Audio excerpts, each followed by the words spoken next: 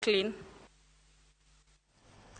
Twak ewi paro mar omenda ochomo od bura mamalo kama dhi some kuom thuolo mar ariyo kawuono. Komiti mochung' ne weche omenda dhi chwalo lipodgi mayango lokruoge motimne paro mar omenda kawuono.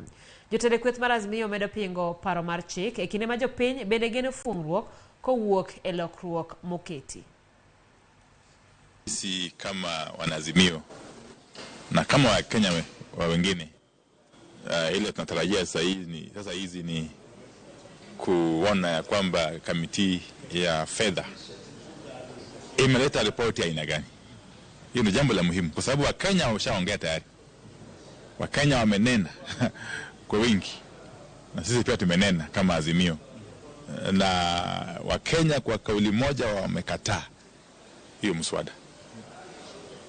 Na tumependekeza sisi pia kama Azimio kwamba hiyo mswada itaweka gharama kubwa sana kwa wananchi. Kwa hivyo iondolewe, yani ifanywe karabati kabambe ndio iletwe bungeni.